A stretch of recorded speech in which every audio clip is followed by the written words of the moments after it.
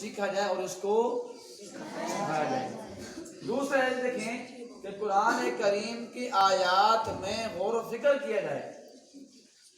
قرآن کریم کی آیات میں غور و فکر کیا جائے، اور اس کے غور و فکر کیسے کیا جائے؟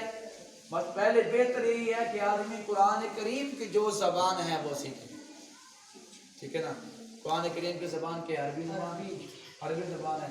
جب آدمی عربی زبان سیکھ لے گا تو اس کے لیے قرآن کریم سمجھنا آسان ہو جائے گا، سمجھنا آسان ہو جائے گا۔ تو دوسرا، اگر یہ ممکن نہ ہو، مشکل ہو، ممکن ہے مشکل نہیں ہے، عربی زبان سیکھنا یہ ممکن ہے، مشکل نہیں ہے۔ اس کا اگر یہ سیکھنا مشکل ہو یہ زبان، تو اس کا دوسرا طریقہ یہ ہے، دیکھیں کہ قرآن کریم کو اپنی مادری زبان میں اس کے تراجم اور تفاسیر اس کی دیکھی جائے۔ مثلا دیکھیں ہماری مادری زبان کیا ہے؟ اردو ہے۔ اب دیکھیں بہت سارے، بلکہ اکثر پاکستان کے اندر نا بہت ساری تفاسیر لکھی گئی ہیں جو اردو میں۔ دیکھیں قرآن کریم سمجھنے کا ایک طریقہ یہ ہے کہ ہم قرآن کریم کی جو اپنی مادری زبان میں جو تفاسیر لکھی گئی ہیں، مثلا اردو ہیں، اور بہت ساری تفاسیر اردو زبان میں لکھی گئی ہیں، ہم کیا ان تفاسیر کو سمجھیں، اس تفاسیر کو پڑھیں، ٹھیک ہے نا۔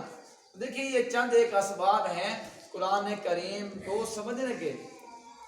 تو فرمایا دیکھیں لیدبروا آیاتی، قرآن کریم کی آیات میں غور و فکر کیا جائے۔ اور میں نے آپ کے سامنے عرض کر دیا، پہلے بہتر یہ ہے کہ عربی زبان سیکھی جائے، اگر یہ مشکل ہو تو پھر آدمی کہے اس کے اپنی مادری زبان میں جو تفاسیر لکھی گئی ہیں ان کو بندہ کہے، کیونکہ جو چیز اگر مادری زبان میں اگر کتاب ہو تو آدمی کے لیے سمجھنا آسان ہو جاتا ہے، سمجھنا آسان ہو جاتا ہے۔ تو دیکھیں قرآن کریم کی آیات میں قرآن کریم کے نازل ہونے کا مقصد یہ ہے کہ قرآن کریم کی آیات میں غور و فکر کیا جائے۔ لیدبروا آیاتی ولیتذکر اولو الالباب، اور دیکھیں پہلے یہ ہے کہ غور و فکر کیا جائے، غور و فکر کیا جائے، ولیتذکر اولو الالباب، اور فرمایا کہ یہ عقل مندوں کے لیے قرآن کریم نصیحت ہے، عقل مندوں کے لیے نصیحت ہے۔ تو دیکھیں عقل مند سے مراد کیا ہے؟ عقل مند کون لوگ ہیں؟ تو دیکھیں قرآن کریم کے الفاظ میں اگر ہم ایک ایک لفظ پر غور و فکر کریں تو ہمیں سمجھ آئے گا کہ اللہ پاک ہم سے مخاطب کیوں ہیں، اللہ پاک ہمیں کیا کہنا چاہتے ہیں، اس آیات سے اللہ پاک کا مقصد کیا ہے، ہمارے لیے کیا حکم ہے، ہمارے لیے کیا حکم ہے، ہم کیا، یعنی قرآن کریم کی آیات کو پڑھ کر ہم کیا کریں، اس کے حاصل نتیجہ خلاصہ کیا ہوگا، اللہ پاک کیا فرمانا چاہتے ہیں، اللہ پاک ہم سے کیا چاہتے ہیں، ٹھیک ہے نا۔ یہ ساری چیز سمجھ آ رہی ہیں۔ دیکھیں قرآن کریم کے الفاظ پر غور و فکر کریں، فرمایا وَلِيَدَّبَّرُوا آیَاتِهِ وَلِيَتَذَكَّرَ اولو الالباب، اس لیے دیکھیں پہلے لفظ ہے غور و فکر کرنے کا، غور و فکر کرنے کا، پھر کہ ہے الفاظ ہیں کہ نصیحت حاصل کرنے کا۔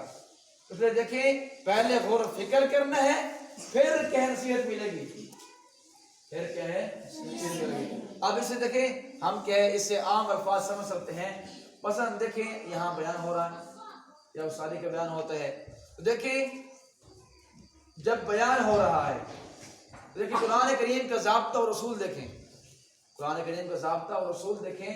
قرآن کریم ہمیں یہ کہتا ہے کہ آپ پہلے قرآن کریم میں غور و فکر کریں، پھر کہے اس سے آپ کو نصیحت ملے گی، پھر اس سے آپ کو۔ اب ایک آدمی دیکھیں قرآن کریم میں غور و فکر نہیں کرتا، قرآن کریم نہیں پڑھتا، نہیں سمجھتا، اس کو نصیحت نہیں ملے گی۔ لیکن نصیحت اس کو ملے گی جو غور و فکر کرے گا۔ ایسے ایک مثال دیکھیں، اب ایک بیان ہو رہا ہے، ایک جلسہ ہے جسے رحمان کی تبلیغی کیا ہے، یہ اجتماع ہے۔ اب ایک آدمی جلسے پہ گیا، اس کے جانے کا مقصد کیا ہے، یعنی علماء بزرگوں کے، نیک لوگوں کے بیان سننا، ان کی زیارت کرنا ہے۔ اب ایک آدمی گیا، اب اس نے بیان غور سے سنا نہیں ہے، جب اس نے غور سے سنا نہیں ہے پھر وہ سمجھے گا کیا؟ پھر وہ سمجھے گا کیا؟ جب وہ سمجھے، جب غور و فکر نہیں کرے گا تو اس کو سمجھ نہیں آئے گی، جب سمجھ نہیں آئے گی تو اس کو نصیحت کہاں سے ملے گی؟ تو دیکھیں قرآن کریم کی یہ ضابطہ ہم دیکھیں، غور و فکر کریں، اللہ پاک ایک ایک یعنی ایک ایک لفظ پر، ایک ایک بول پر ہمیں کہے نصیحت اور حکمت ملتی ہے۔ اور دیکھیں دنیا کی کوئی کتاب ہے، دنیا کی کوئی کتاب ہے، اب جب تک آپ اس کو غور و فکر کے ساتھ نہیں پڑھیں گے آپ کو سمجھ نہیں آئے گی، جب تک آپ اس کو غور و فکر نہیں کریں گے آپ اس کو نہیں سمجھیں گے، آپ کو اس کا نتیجہ خلاصہ نہیں ملے گا۔ یہ قرآن کریم کا ضابطہ اور اصول ہے۔ تو فرمایا دیکھیں قرآن کریم کے نازل کرنے کا مقصد یہ ہے کہ قرآن کریم میں غور کیا جائے، قرآن کریم میں غور کیا جائے۔ جب آدمی غور و فکر کرے گا، جب آدمی اس میں سمجھنے کی کوشش کرے گا پھر اس کو نصیحت ملے گی، پھر اس کو نصیحت ملے گی۔ اور دیکھیں اللہ پاک فرماتے ہیں فذکر نہیں ہو رہا ہے